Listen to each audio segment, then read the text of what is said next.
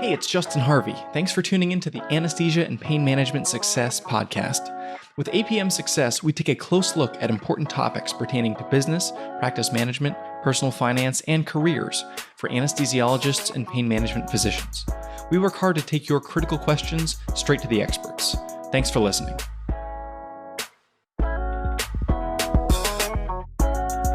Hello and welcome to episode 149 of Anesthesia, Pain Management Success. I'm very pleased to be joined again by now a friend of the show, Jim Giese. Jim is a JD CPA and a professional collaborator of mine. Jim forms what I think of as the sort of the perioperative committee for physician finances. So Jim and a couple of his colleagues and I convene regularly to talk about what we're seeing out there, good planning ideas, tax developments, and all that. So Jim, thank you for joining us today. Justin, thank you for having me. I'm excited to talk about a topic that is of interest and a recurring theme on this show, and it has to do with business decisions. And I have this like one-page slide that I frequently show when I'm doing physician education, and I have these above-the-line considerations and below-the-line considerations. And this line represents sort of what you do with the money that you have. So everything below the line is like the stuff that you invest, making insurance decisions, things that you're sort of acting on your existing financial infrastructure.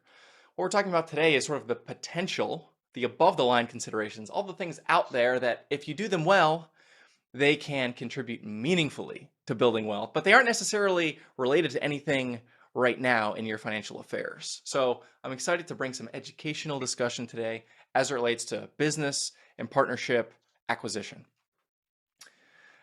Jim, maybe give a little bit of your background and the context that you have, the perspective that you bring to bear on this discussion. Well, as you noted, I'm a CPA.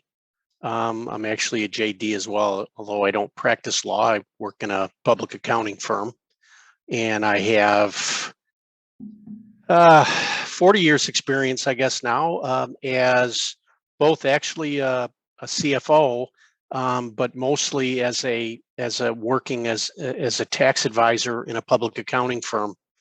I spent some time as a CFO at the Illinois State Medical Society, so I've got some exposure there. With the medical area, and as well as a big four firm in the healthcare group. In the last 20 years, really been focusing on small businesses and assisting with primarily anymore what you see in flow through entities. It's partnerships and S corps, and we're going to be talking about perhaps buying into a partnership, an ambulatory surgery center, for example. So provided a lot of consultation with clients, both ongoing and getting into what are the issues to think about when you're getting into a partnership. Yeah, so a lot of what follows will relate to surgery center, shares, medical practices, other ancillary medical businesses, or just other small businesses. I don't know about you, Jim, but I see a lot of doctors who they're smart, they're motivated, they perceive other areas in life in which they want to have some professional pursuit, and doctors are often entrepreneurs, and so any unrelated business, a lot of the things we're talking about today are going to apply there as well. Absolutely. So the topic at hand is, if you're going to buy into a business, whether it's a surgery center, medical practice, or other, there's a handful of key considerations you want to make sure that you're dialed in on, and probably you're going to be working with your CPA and probably an attorney, a business attorney who can help you, and maybe even a healthcare compliance attorney who can help you understand if an acquisition makes sense and where the pitfalls are. But we're going to talk about a handful of the key considerations for how do you make sure something is a good deal and that you're an aware buyer. So what types of things, Jim, are on your list if somebody came to you and said, I'm interested in this kind of acquisition? Right. So we're talking about obviously existing businesses that typically you've been invited in to buy into this partnership. And so one of the very first things then is, how did you come to the value? How did you derive what that valuation is, and what do they want you to buy in? So a typical valuation includes three approaches. A discounted cash flow approach, which takes essentially you project out future cash flows of the business and use those future cash flows, and you meet with management to make certain assumptions and beliefs in terms of where the organization is going. Is it going to grow at what pace, et cetera? And then discount that to what the current value is. The other approach is what's called a cost approach, which is if you were going to start this from scratch, what would it cost you to do it? What legal fees would you have? There's workforce in place. What would it cost to hire and train all those people? What would it cost to buy all the equipment that's needed in the facility? All of those kinds of things. What would it cost to build it? And then finally, is a market approach, which is going out to certain databases to see how are other similar types of organizations valued. How does the organization you're buying into, what size is it in terms of revenue, in terms of net income, et cetera, to what would the market be for this? The discounted cash flow is really it's if it was an exempt organization buying into an existing for-profit, the IRS says you have to do the discounted cash flow. And I think most valuation folks that you would talk to, they believe that that's the best way to approach valuing a business. And then the other common approach is what is referred to as EBITDA, earnings before income, taxes, depreciation, and amortization. So in essence, what's the bottom line of the business with certain adjustments? And what's been published as a rule of thumb for an ambulatory surgery center is about 5 to 8 times the EBITDA of the business. And the smaller it is at at 250,000, that's your 5 times. You get to 8 million, and that's 8 times. If you get all the way to 500 million, now maybe you get 12 times. I think most of people we would be talking about wouldn't be looking at businesses of that size. So we're probably looking at somewhere between 5 and 8 times of EBITDA as a kind of a rule of thumb of what the total value is. And something we've talked about here in the past as well is the valuation is a function of sort of how durable a business is, how much growth potential there is. The smaller a business is, the more inefficient it is, the more risk there is inherently that it's going to go out of business, the more dependent on a single person, a single physician, for example, it is, the more your valuation is going to approach 1 or less than 1. Meaning, if a business makes $1 million a year, I might give you $1 million for that business. That would be a 1x multiple if that's the EBITDA number. And so a bigger and bigger surgery center that you just described, as a business grows, presumably, at least in this model, there's a durability and a solvency. Like it's more likely to continue to do what it's doing, and therefore you're willing to pay more for a single dollar of profit with a big sustainable business than you are with a thing that if Dr. Jones, God forbid, gets hit by a bus tomorrow, then there's no one to run his office, and therefore that office is only worth a small fraction, right? Right, absolutely. And how the valuation in the discounted cash flow approach, how that gets taken into consideration is if there is more risk, where, for instance, in your example, we have one person who's really key in managing the facility, and if that person leaves, there's tremendous risk to that value, then the discount rate that gets used is much higher, and through the magic of math, it ends up making the value lower. So that's how you're exactly right, and that's how that risk is taken into consideration in the discounted cash flows.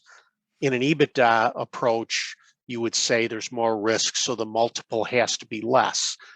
Another way to look at it is how many years should it take before I get my money back? And if it's going to take 5 years to get my money back 5 times, then there should be less risk that money's going to come back than if there's a lot of risk. Well, I want my money back pretty quick. Yeah. And so maybe it's a 2 times multiple. So that is how those things are mechanically taken into consideration. But those are absolutely things that you have to be considering when looking at it. What's the track record? You're going to ask for what are you want to see the last 3 years tax returns. Now, a lot of times bigger partnerships with a lot of partners, they're not going to give you this much information, and you won't have quite as much due diligence, and oftentimes it's a little bit bigger leap of faith. But if there's just a handful of partners, you definitely want to ask for those documents. You want to ask for the last 3 years of financials and the last 3-year tax returns. Frankly, the belief is people are less willing to cheat on the tax return than a financial statement they give you. I don't know if that's true or not, but I've heard that. But you definitely want to look to see, do the tax returns and the financial statements agree? Are they, do they pay attention to that's just an example from an accountant's perspective. They're paying attention to detail, which is important in running a business. Yeah. What's the next item on your list, Jim? Well, the other thing is typically you're coming in as a minority interest. You're not going to own 51% coming in. And so, what you want to make sure of is that, what decisions do you think are really important that you would want to have decision-making authority over? A good example is, can the partnership take on debt? Can they go to the bank and borrow money without your approval? And again, depending on the size of the partnership, but if it's just a handful of people, you want the authority to be able to stop that, because that's going to impact, obviously, or at the very least, you have input into those decisions. So, what are important considerations that you have that you want to make sure you have control over? What are clinical decisions that you might have over if you're going to be working in that ASC, to make sure you've got, some say into what's going on? So that's oftentimes an issue. Yeah, I've seen this called like a board of managers, or there's a managerial body that is some subset of all of the partners. Maybe there's a surgery center, maybe there's 9 doctors, and maybe there's an operating company that's also a big partner. And the board of managers may be made up of a subset of like 3 doctors and 1 person from the operating company. And understanding, if you're one of the non-manager partners, how is your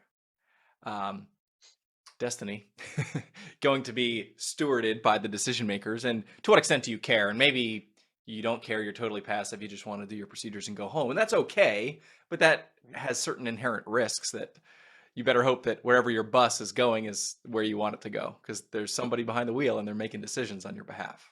Right, right. So yeah, what are things that you think are important that you want to make sure? And so perhaps it's part of that operating agreement or your buy-in agreement as you're on that steering committee that makes management decisions. Now, the other thing is, what legal protection does this document provide you?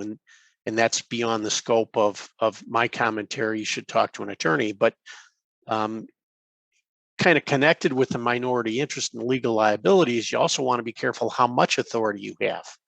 And your attorney is going to advise you much more depending on the state, et cetera, that you're in. But if you have too much authority over how management is done, typically these things are limited liability companies, LLCs, and they're designed as an LLC to provide liability protection to you because you're not actively involved in the management of the business.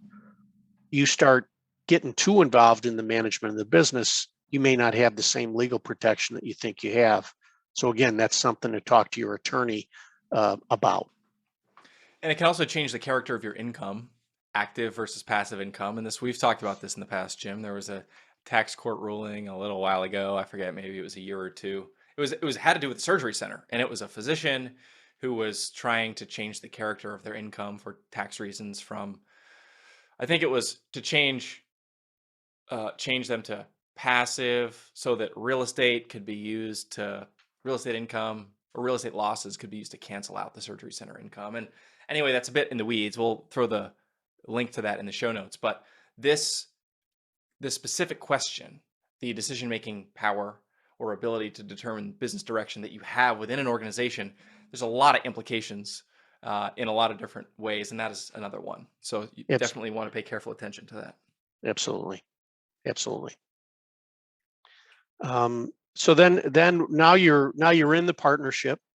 So you've determined a fair way to value it. You have, you've kind of resolved the issues of where do you want, make sure that you have input as a minority owner is how are profits and losses split within the business? So now we've operated for a year and it's had income. Well, that partnership agreement, or more likely an operating agreement as an LLC, is going to have a section that talks about how profits and losses are allocated. And the terminology the IRS uses is you allocate profits and losses, you distribute cash.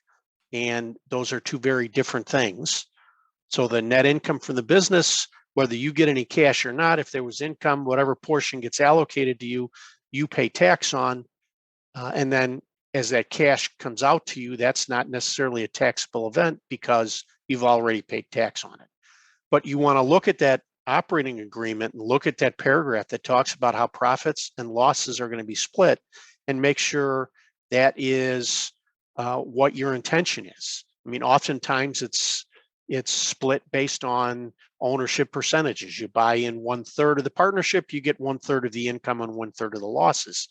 One of the beauties of partnership taxation is the partnership has flexibility to allocate losses and allocate profits any way they want, as long as it has, I'm drawing a blank now, sufficient economic effect. And I've got that somewhat off, but in other words, at the end of the day, the profits and losses have to follow the cash is probably a better way to put it anyway. And so you can be creative on how you want to allocate those things, but you want to make sure you're looking at those paragraphs in the agreement to make sure that how they're going to be allocated agrees with what your expectations are. Do you generally find that it's just profits are allocated and cash is distributed essentially just in direct relationship to the percentage ownership of the partners? Most often it is. Most often it is. I mean, I've certainly seen where, I've seen it where maybe one party put in a lot more money, and to fund the operation. And so as a result of that they want their money back first. So I've seen that where profits are allocated first to the person that put money in until they get their return of capital. I've seen it where that person who puts a lot of money in gets what's called a preferred return. So they get, it's almost like that. They get 8%, for instance, on their money until they're paid back. So I have seen that. I've seen it where perhaps one party is working more, if you will, and so they get allocated some points. Oftentimes that's covered under what's called a guaranteed payment. But generally speaking, more often than not, profits and losses are allocated based on the ownership percentage. I've seen it where I have a partnership client that the father is very wealthy, the son works in the partnership. And so in years of losses, all the losses get allocated to the wealthy partner. And in profit years, it gets allocated according to ownership percentage, in that case, 50-50. So they've maximized tax. It's an interesting estate planning mechanism in that way. Yeah, yeah. By the way, But nothing that you're hearing today, everyone, should be construed as advice in any way. Jim and I have to stay out of jail. Right. And my standard line is, if you do go to jail, I'll get you out of jail no matter how long it takes. That's good. So then along those same lines, how is cash going to be distributed? And, one would think they're the same thing, but they're not necessarily. So you want to make sure that you look at that paragraph that talks about how cash is distributed. And again, I mean, where I've seen it where it's different is where someone has put more money in. And so the agreement is they get a bigger share of cash out than the people that haven't put money in. But you just want to look at that paragraph to make sure that that's working the way you think it should. I mean, me as an accountant, when a client brings me an operating agreement, I don't opine on most of, half of that the operating agreement. That's clearly the attorneys, but I focus in on the allocation of profits and losses and the distributions of cash. That's where I focus my expertise Great. in looking at that agreement. Great. What else should we be considering in looking at a prospective purchase? Right. And then, the last thing that I had in my notes was, oh no, I'm sorry, I take that back, but is tax distributions. You want the partnership agreement to have a paragraph in there that requires the partnership to make tax distributions of cash. I had a client years ago, had a very good year. It was a non-healthcare client, and due to regulatory changes, the business was going to fall on hard times for the next year. So had a very good year. Next year is going to be a really bad year. 3 of the 4 owners were independently wealthy and could afford to pay the tax on the income that they was going to be allocated to them for last year. And the 4th partner, this course, it was an S corp. In this case, it was an S corp. He didn't have any money independently, and he was the one that ran the business. Well, he got stuck with a big tax liability with no cash to pay it. And while that was the right decision for the business because they needed to keep that working capital in the business, it was a really bad decision for one of the shareholders. And so that was really a lesson that was driven home to me, is make sure that if there's profits, that there is a paragraph that requires the partnership to distribute cash so that you have the cash at the very least to pay the tax. Yep. Yeah, this is one of Because those things, especially for people who are sort of moving into business ownership for the first time, practice ownership, surgery center participation, the decoupling of what you just said, Jim, the allocation of profits and the cash in my checking account. Most people think when money hits my checking account, that money has taxes due on it. But the fact is, cash landing in your checking account and taxes due are totally detached once you're a business owner. And so creating a mechanism whereby you can not have to come out of pocket to pay for the profits allocated to you is a good way to make sure you don't get stuck like that 4th partner. right, right, right. And that's, I mean, I have many clients that have been flow through entities like this for years, and it is a very confusing concept. And I get the question, I take this out, what does it do? And the answer is, well, nothing unless you take more cash out than what you've already paid tax on. I'm sorry, I got to pause you 1 second. It just got a little stuck. It froze for a minute. So if you could just Okay. kind of rewind like 10 seconds, you said, I get the question often. If you could just pick it up right there and then we'll just keep going. Okay. I get the question often that if I take cash out of the business, isn't that a taxable event? And it's not, because you've already paid tax on it when that income was allocated to you. And then the only exception to that would be if you take out more cash than over time you've paid tax on, and how could that happen?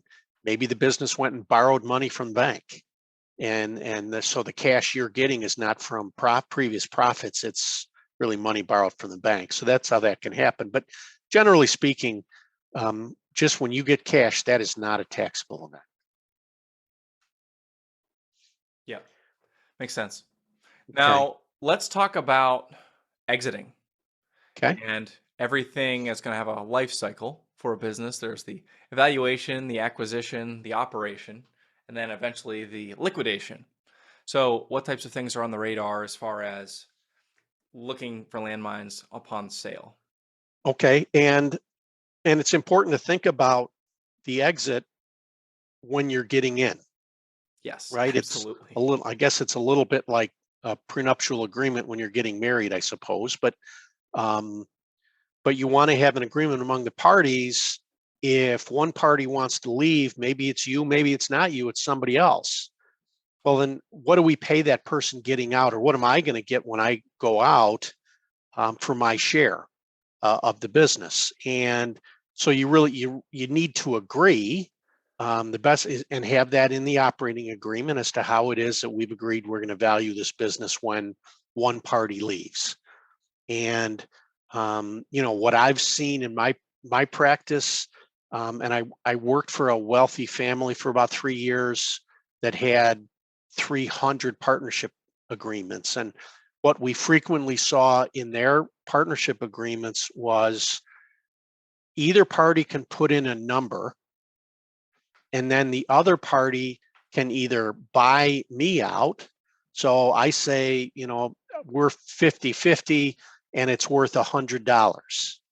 Now, I've just given you, Justin, the option. You can buy me out for $100, or I can buy you out for $100. So that forces me not to put too low of a number on what I'm offering you to buy your share, because you can turn around and buy my share for that. So that's one option that I've seen in practice. I have seen in agreements where both parties hire an expert. So both parties get their own valuation expert, and then compare notes. If those two don't agree, there's a third expert hired. Now, I've never seen that actually. I've seen it in documents. I've never seen it actually happen, because usually each party has a valuation expert. There's somewhere in the middle that typically that you can meet. But again, what we're talking about is how are we going to approach it, and we've agreed how we're going to approach it. You can agree we're going to have a formula. It's going to be 6 times EBITDA, and at the end of the prior year, we're going to take what that EBITDA number is times 6 times my percentage ownership, and that's the valuation. So you've agreed to an approach to doing it. I had a client that they were financial advisors, and it was a stock company. And in January of each year, we had done a valuation for them. They determined some metrics from that valuation. And every year at their January board meeting, they reset the price of the stock. So they agreed based on the prior year, this is what each share of stock is worth. And that was memorialized in the minutes for that meeting. So then everybody had agreed if they wanted to get out, that was the price that and unfortunately, one partner died in a traffic accident, and it worked, and it was executed. There was life insurance in place. So I guess that's another thing, that an offshoot that we could talk about is, how do you make sure that there's money there? God forbid there's a horrific accident. How does that person get bought out? How does a business have the wherewithal to pay the family for their share of the profit? And life insurance is oftentimes a consideration in these. Or, the other thing I've seen is just a metric, kind of like the one I mentioned, they set the price of their stock. I've seen it where, again, the EBITDA, or maybe something based on revenue, it's worth X times revenue. And then so it's really easy. It's objective into what that is. When I throw out net revenue, oftentimes revenue is not a real good way to value a medical practice, because there's a big diversity in different areas in terms of how profitability each entity is. And obviously, if you just compare to revenue, a very, very well-run, managed operation is not valued then as highly as one that's poorly managed, that has little net profits. But those are some variations on that theme. And then another important part of sort of putting a bow on a liquidation is understanding tax consequences, which is probably a little more beyond the scope of today's immediate discussion, but understanding capital gains tax versus ordinary income, and the degree to which that can be, negotiated or offset. Anybody who missed last week's episode 148, we talked about creating capital loss carry forward through tax loss harvesting. This is one of those situations where it comes in handy if you're harvesting losses in, for example, your investment portfolio, creating a capital loss carry forward. And then you're someone who liquidates a surgery center share and earns significant profit for our purposes. We'll call them long-term capital gains.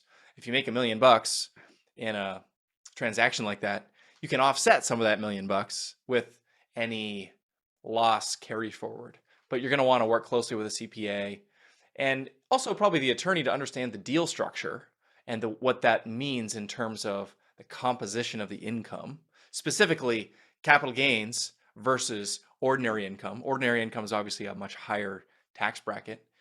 And then seeing what the bottom line is to you.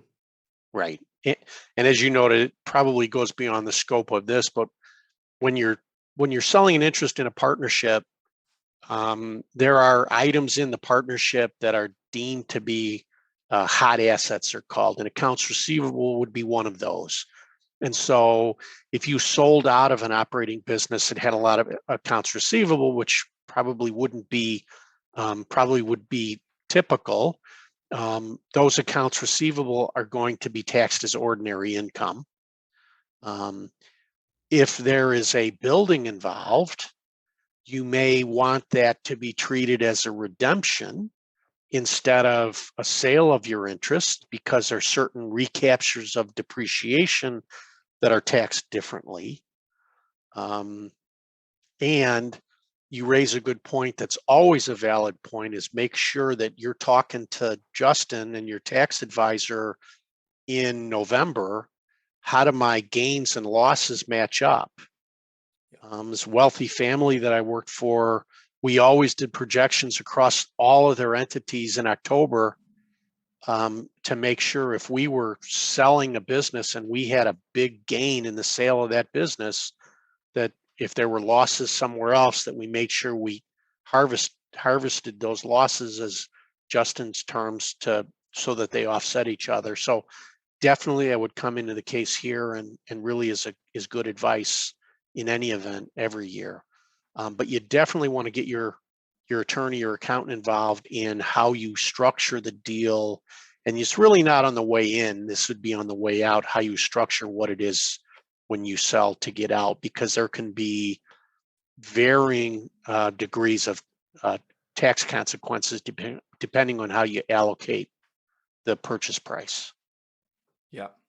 So anybody who's sitting on a practice right now and is slowly backing towards the exit and thinking, oh my gosh, I have not talked to the appropriate tax people, I'll put Jim's contact info in the show notes, apmsuccess.com/149. You can find that there. In addition, there's the link for CME if anybody wants to grab some CME credits, which I'm continuing to offer for free for a limited time. You can do that there in the show notes. Jim Giese, it's been a pleasure speaking with you today. Thanks for lending your expertise to APM Success. Justin, as always, a pleasure. Thank you. If you liked what you heard this week, head on over to apmsuccess.com, where you can find more content and free resources to help you build a successful career in anesthesia and pain management. If you wanted to leave a review in iTunes, I'd also really appreciate it. Thanks for using some of your valuable time to join me today on APM Success.